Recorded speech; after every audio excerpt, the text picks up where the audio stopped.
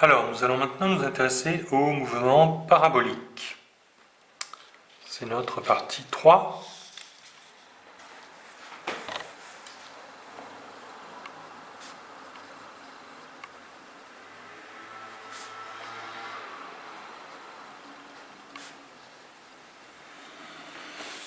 Eh bien, pour la partie 3, nous allons commencer par une description du mouvement.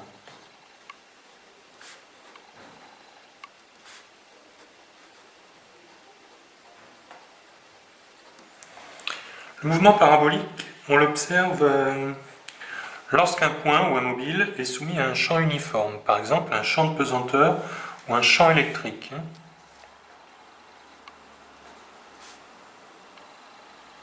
On le rencontre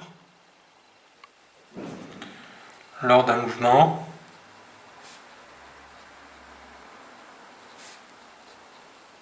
dans un champ uniforme.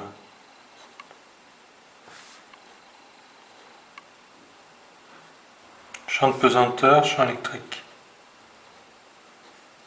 Voilà. Alors, elle a lieu dans un plan. La trajectoire a lieu dans un plan.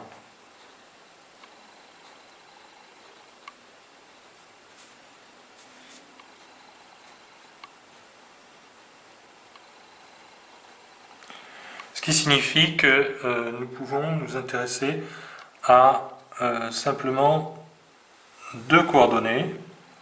Une que je vais appeler OX, que je vais appeler X sur OX, et une sur OY. Voilà. Et alors, le mouvement parabolique, vous allez voir que je peux le décomposer en un mouvement qui sera uniforme selon OX. Voilà. Donc là, quelque chose de un mouvement rectiligne uniforme ici. Toujours les mêmes distances pour les mêmes intervalles de temps. Et puis, si je trace maintenant une parabole comme ça, et que je remonte ici, je vais m'apercevoir que ces distances-là, eh bien, sont celles d'un mouvement accéléré. Alors, j'ai préparé ici, regardez, voilà. Ici, j'ai un mouvement qui est uniforme, toujours la même distance. Là, j'ai la trajectoire parabolique. Et bien, lorsque je fais ceci, je reporte les abscisses des points sur l'axe Y, et j'observe ici un mouvement que j'appelle mouvement accéléré. Il est plutôt décéléré puisque ça monte. Et ici, ça repart dans l'autre sens. On peut imaginer qu'ensuite, on va continuer ici avec un mouvement accéléré. Donc ça, c'est le mouvement accéléré ici. Et ici, on a le mouvement uniforme. Alors comme nous avons étudié celui-là, le mouvement rectiligne uniforme, et celui-là, le mouvement rectiligne uniformément accéléré, eh bien, c'est la composition des deux mouvements. Bien. Alors, donc, 3-2. Description vectorielle du mouvement.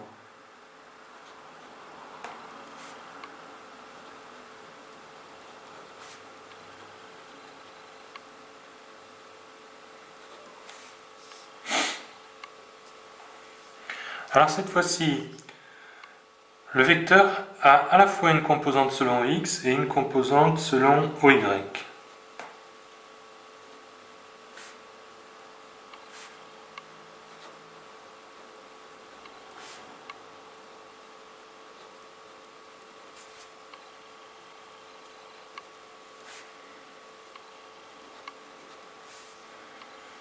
Alors je peux écrire par exemple le vecteur position.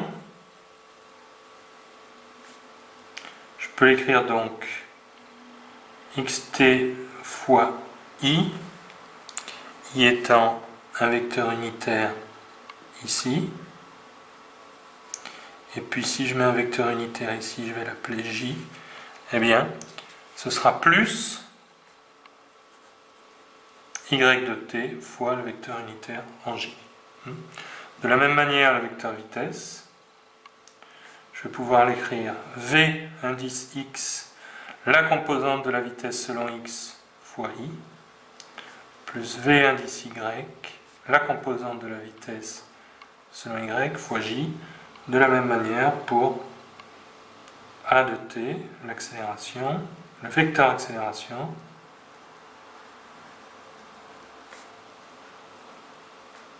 Zut, pas de vecteur ici. Voilà. Alors je peux les écrire aussi comme ceci, regardez.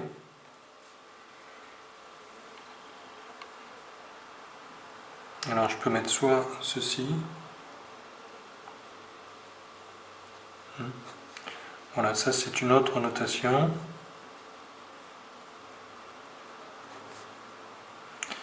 Et enfin A.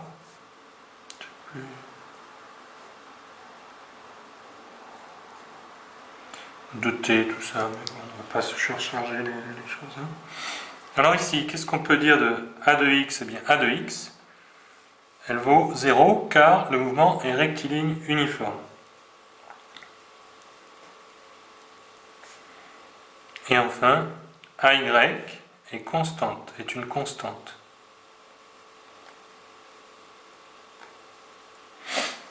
Parce que le mouvement est rectiligne uniformément accéléré selon Y.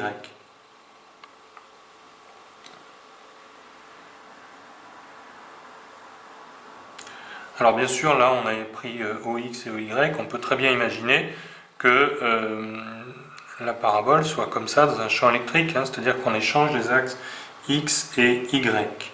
Ou même on peut, si on veut, effectuer une rotation pour avoir une parabole dans un angle quelconque.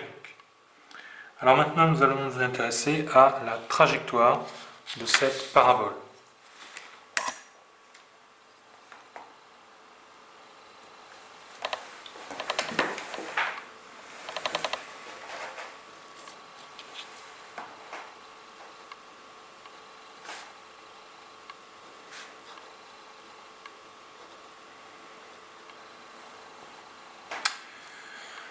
Donc on a vu que le vecteur accélération, il avait deux composantes, une composante en x qui vaut 0 et une composante en y qui vaut a. Je vais mettre ax égale 0. Voilà. Bien. Alors,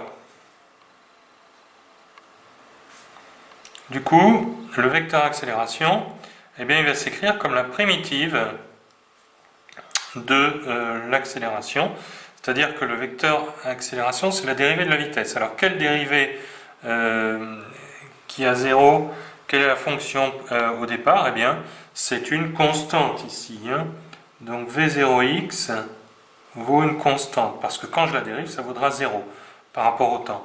Et ici, en revanche, eh bien, je vais dire que c'est AY, ou A, fois T.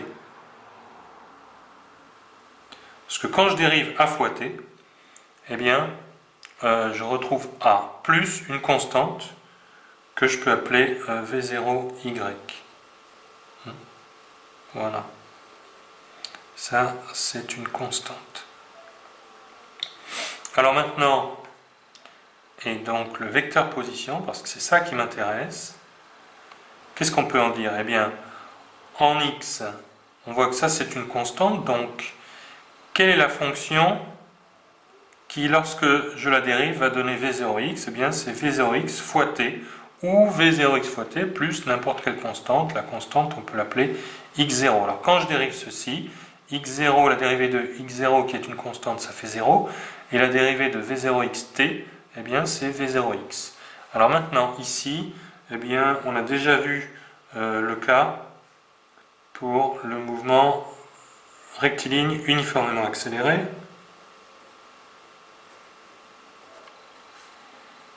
Donc ici, on retrouve l'expression du mouvement uniforme, ou rectiligne uniforme, et ici, selon y, on retrouve l'expression du mouvement rectiligne uniformément accéléré. Voilà. Donc V0x et V0y sont des constantes. x0 et y0 sont les coordonnées, on peut même l'écrire comme ça, sont les coordonnées de OM à t égale 0. Voilà. Alors ça ici, là, hein, eh bien on peut l'écrire aussi comme ça.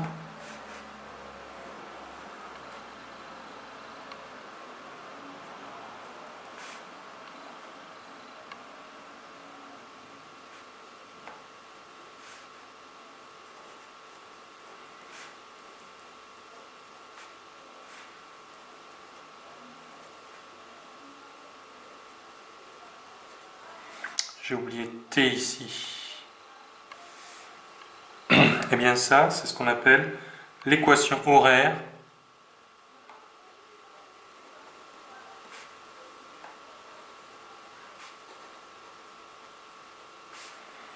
de la trajectoire parabolique.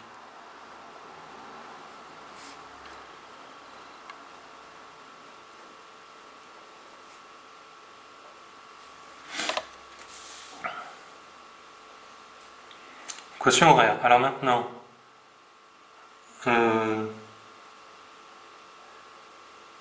équation de la trajectoire, oui.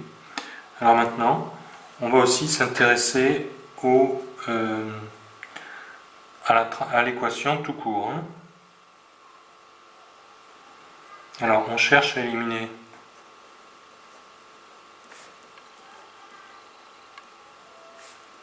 t dans l'équation précédente.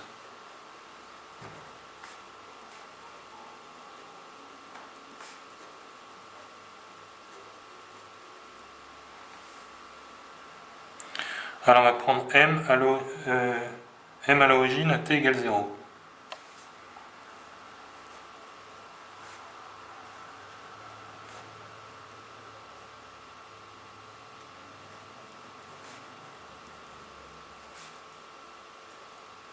C'est-à-dire que x0 égale 0 et y0 égale 0.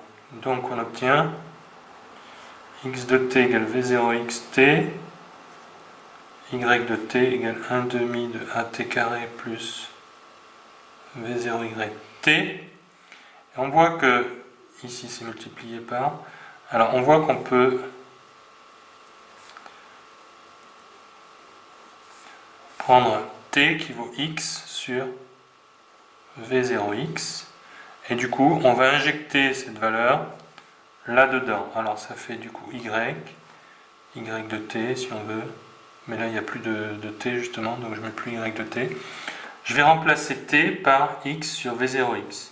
Ça fait 1 demi de a fois x sur v0x au carré plus v0y fois x v0 y 0x. Voilà. C'est donc l'équation de la trajectoire. Hein.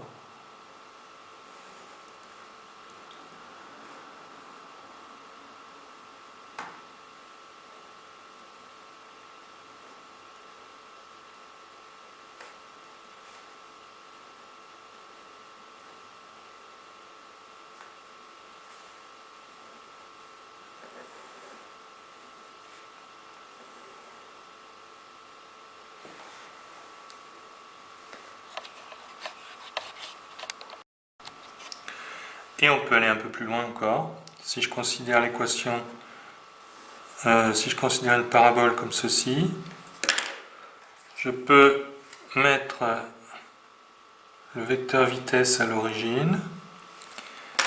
Je vais voir ici que v0x, c'est v0 cosinus alpha, alpha étant l'angle ici. Et de ce côté-là, j'ai v0y qui vaut v0 sinus alpha. Du coup, eh bien ici, j'ai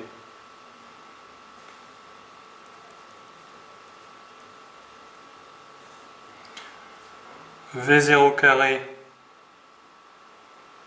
cosinus alpha carré plus V0Y sur V0, ça fait V0 sinus alpha sur V0 cosinus alpha fois x, 1 demi de A sur V0 cos alpha au carré fois x carré plus sinus alpha sur cosinus alpha, c'est tangente, les V0 s'éliminent, donc tangente alpha fois x. Voilà une autre équation de la trajectoire parabolique. Alors voici la quatrième partie de notre étude, le mouvement circulaire.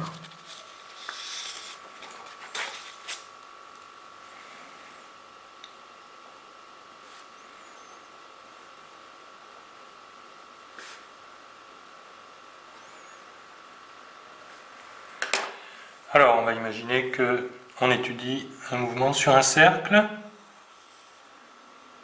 Voilà approximativement le centre du cercle et le rayon du cercle. Alors, le point M, on peut le prendre ici, par exemple, ça c'est O, ça c'est le point M. Alors, qu'est-ce qu'on peut dire de la vitesse déjà? Eh bien, la vitesse, elle va être tangente à la trajectoire, donc par là.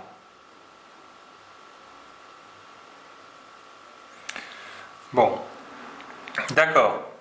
Et alors maintenant, il y a deux types de mouvements. Il y a le mouvement circulaire uniforme, c'est-à-dire que la vitesse va avoir une valeur constante, c'est le scalaire associé à la vitesse, qui est toujours la même vitesse. Cependant, le vecteur vitesse, lui, va varier, puisque on va être dans des directions qui vont changer. Ici, la tangente, elle va changer. Alors on pourrait les tracer, imaginons ici, voilà. Là. Etc. etc. On va en dessiner un tout petit peu plus près, là. Voilà.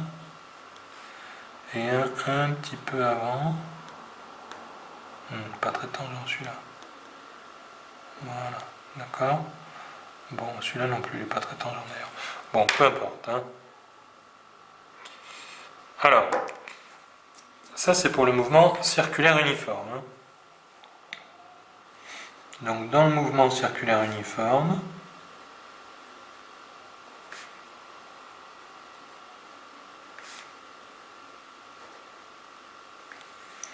la valeur de la vitesse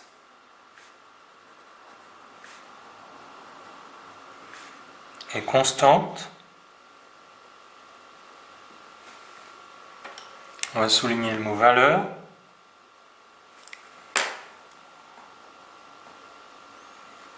Mais le vecteur vitesse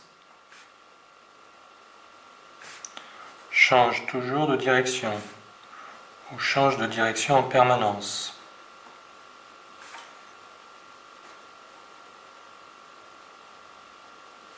On va souligner le mot vecteur, il y a une opposition entre vecteur et valeur. Bon, alors du coup, eh bien, on peut dire que on peut ici mettre un repère ici. Ça c'est la partie normale, c'est-à-dire perpendiculaire, et ça c'est la partie ici en vert tangentielle que j'appelle vecteur T ici. Voilà. Alors on voit que le delta V ici, il est par là le delta V, d'accord? Delta V. Et comme A, c'est delta V sur delta T, en fait c'est la dérivée bien sûr, et bien A sera dans cette direction. Alors en réalité, l'accélération, ici je vais la dessiner, je vais surcharger encore, l'accélération A, elle est dirigée vers le centre. Donc dans le mouvement circulaire uniforme, et A, le vecteur A, est dirigé vers le centre du cercle.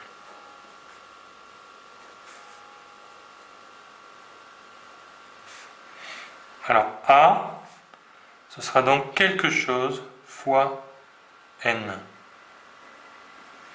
Eh bien ce quelque chose, c'est V carré sur R, je ne le démontre pas.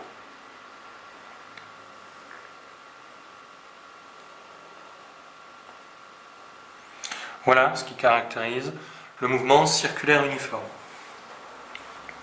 Bien, alors pour un mouvement circulaire quelconque,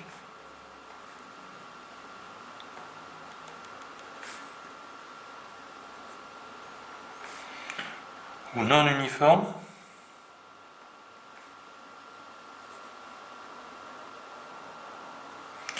alors c'est un petit peu différent.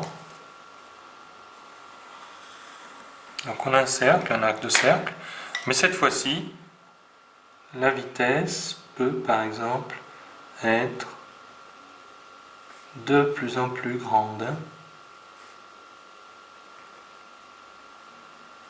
Pas très tangent tout ça. Bon, alors qu'est-ce qu'on peut dire ici?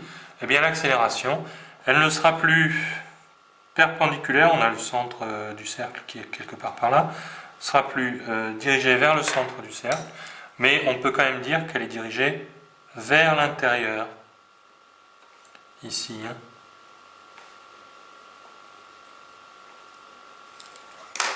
Vers l'intérieur du cercle.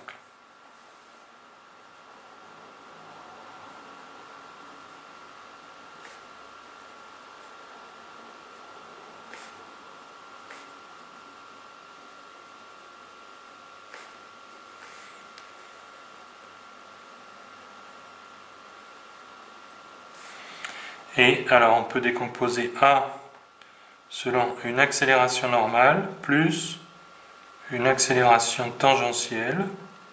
Voilà, toujours avec ce, on peut le dessiner ici. Donc normale ici. Et tangentielle ici. Bon là je me rends compte que ma vitesse, elle n'est pas bonne ici. Elle aurait dû être bien sûr, la vitesse là, elle doit être tangentielle elle aussi. Bon. Eh bien, donc ça s'écrit comme ceci. Fois n plus a de t, on va le laisser.